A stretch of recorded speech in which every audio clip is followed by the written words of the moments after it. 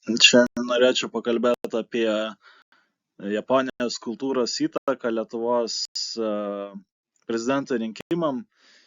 Matysim, kaip viskas klostosi, kokia situacija ir šiaip apžvelgsime kandidatus ir galbūt jau tam tikras preferencijas. Tai kalbant bendrai apie rinkimus, tai sudėtingas iš tikrųjų mechanizmas, kuris vyksta kažkokio ezoterinio laikotarpio metu, tam tikrais intervalais, kas jau sugalvojo, nėra iki galo aišku, kas per žmogysas tai sumastė ar kaip sumastė, iš tikrųjų mistika yra, kas tai per procesas, kodėl jis iš vis vyksta. Tai nežinau, šiaip iš tikro asmeniškai labai nesidomėjau. Dažniausiai, kai einu balsuoti kai vyksta kažkokie balsavimai, tai einu pseudo ironiškai, dažnai bilietėlį sunaikinu ar kažkaip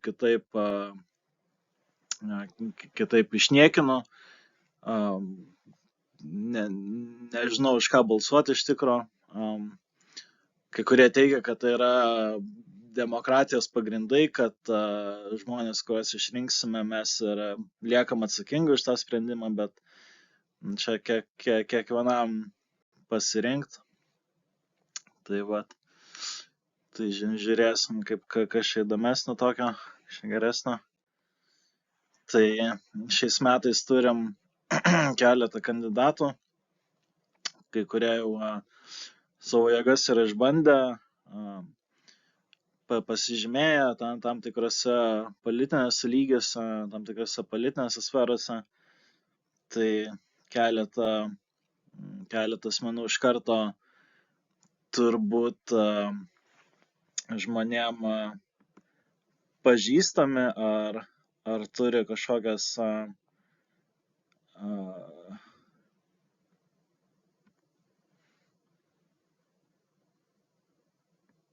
kažkur girdėti, gal per televizorių, gal kažkam ir dėstė. Tai yra porą tokių žinomesnių. NATO tai neegzistuoja. Tai Ignas Vėgėlė, kaip matom, baruose dirbo, tai šis prie pramogų sektoriaus žmogus. Tai aišku, čia irgi atskiras pokalbis, ar tokie žmogus atėjęs iš barų, iš net tam tikros kultūros sektoriaus, ar šis žmogus tinkamas valdyti šalį, bet matysim. Tai pirmas kandidatas, dabartinis Lietuvos Respublikos prezidentas Gitanas Nausėda. Tai jeigu žiūrėtume iš anime perspektyvos filmukų, tai manau, kad Gitanui tiktų Spice and Wolf filmukas, Prieskonė ir Vilkas. Tai filmukas apie Vilką, mergaitę šitą. Ir ten toks yra prekėjus, jie ten kartu keliauna ir būna kalba apie ekonomiką, apie mainus. Tai manau, kad Gitanui gal tinka. Čia pagrindinis veikėjas, matom, vienas iš pagrindinių holo, o čia Gitanas galėtų būti.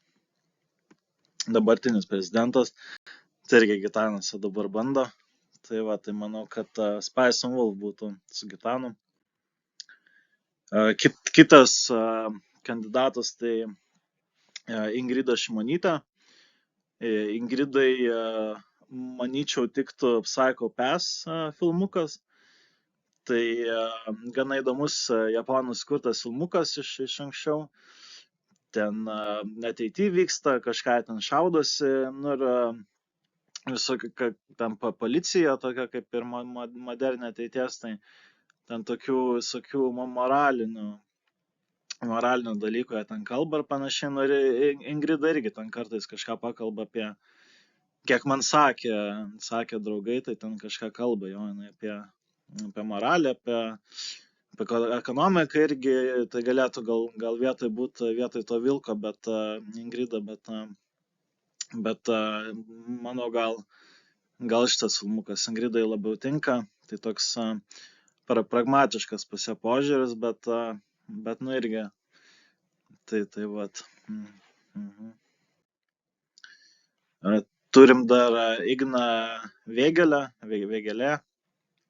tai jam tiktų turbūt filmukas Ace Attorney, neperskaitau, kas japoniškai parašyta, bet Gyaku ten Saiban.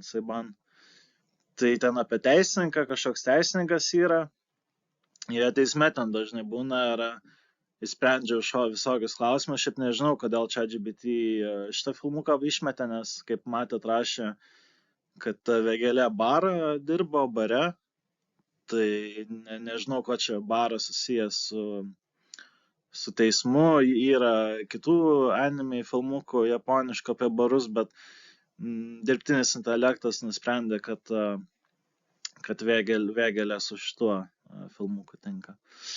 Tai va čia, kaip rašo, kad teisina kažkokią patirtį apie teisingumo klausimus, tai šis gal kovojantis už tiesą teisme, tai čia gal baro teismas, kai ten face control būna parašyta prie barų, ar sako, ar jums 18 yra, neparduosim, negalim parduoti alkoholio. Alkoholis. Tai gal dėl to Ignui šitą rekomendavo. Tai žiūrėsim, ką Ignas parodys.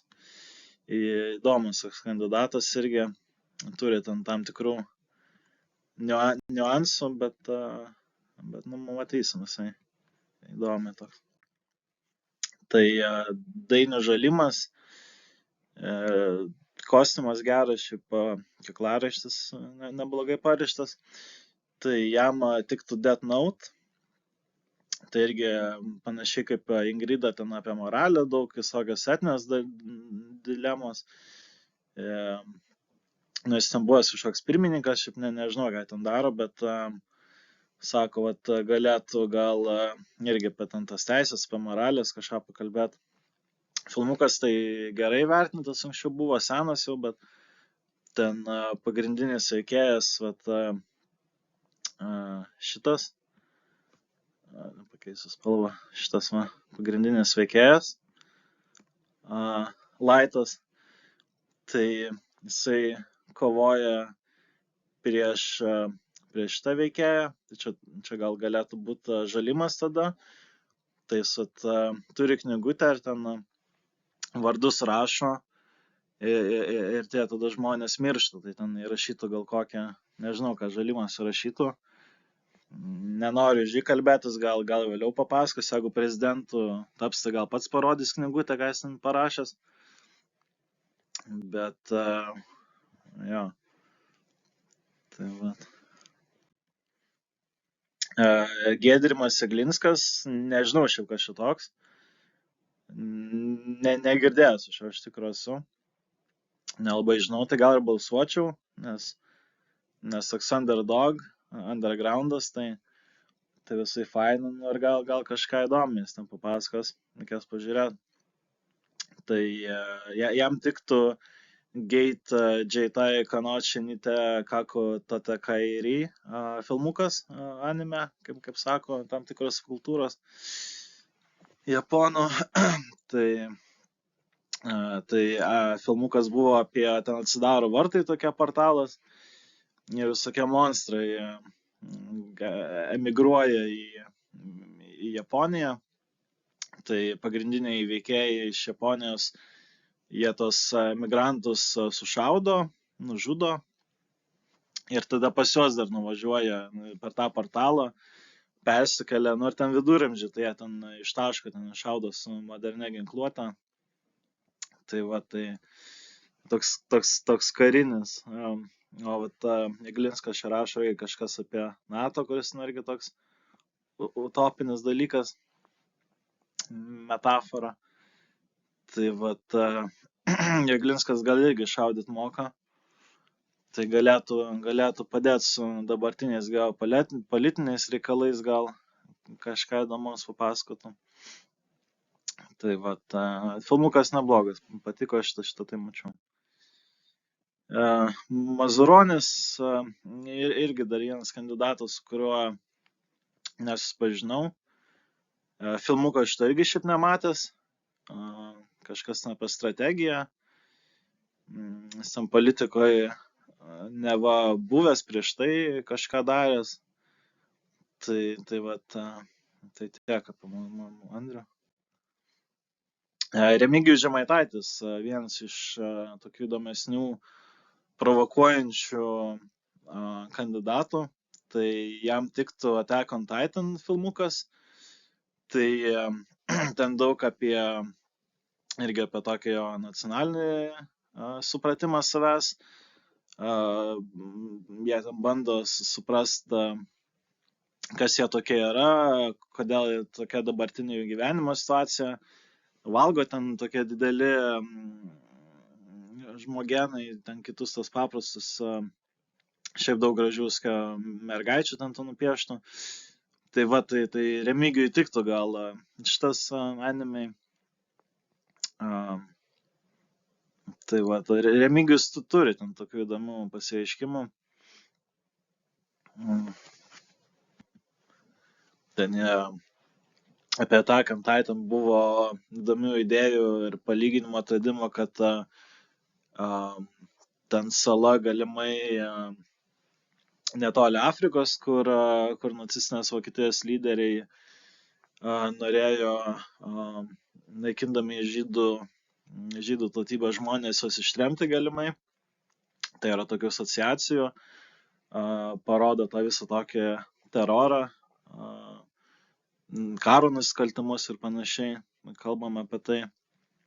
Tai paliečiame daug tokių skaudžių temų, tragiškų iš tikrųjų šitame filmuke, ir perteikiama kitų formatų, bet ta pati idėja išlieka, kad žmogui gali būti labai žiaurus.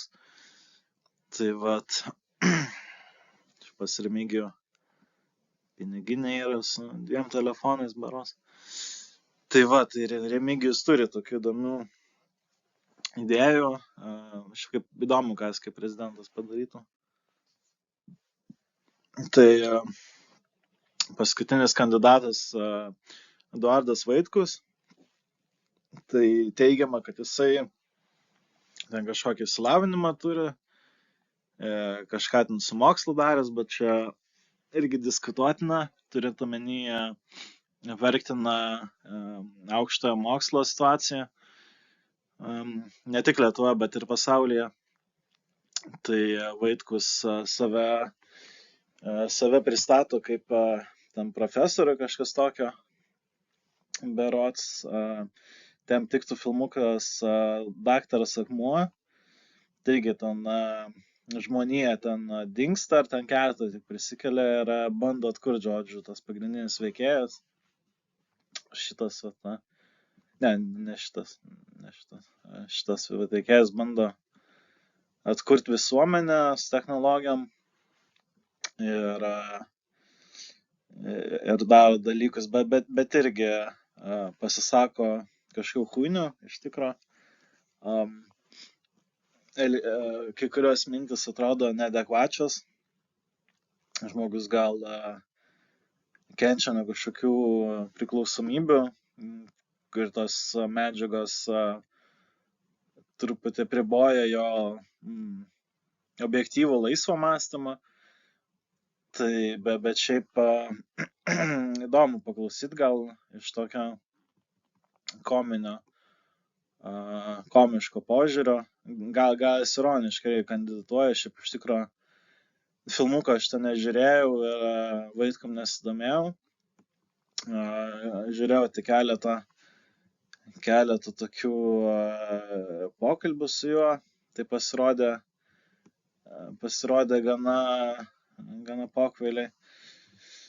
Bet, jo, toks kai kurie šalininkai demokratijos sakytų, kad šaunu, kad yra skirtingų ten tų visokių kandidatų.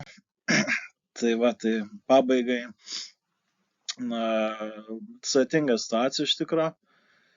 Kandidatų yra įvairių ir sunku atsiskirti, ką Lietuvos piliečiui pasirinkti, už ką balsuoti. Tai manau, šitas gal video padės šiek tiek susidaryti objektyvų vaizdą, už ką kiekvienas atstovas pasisako, kokios jo vertybės. Ir šiaip galėtume galbūt projektuoti, kokią ateitį turėtume su šiuo kandidatu, jeigu išrinksim. Tai va.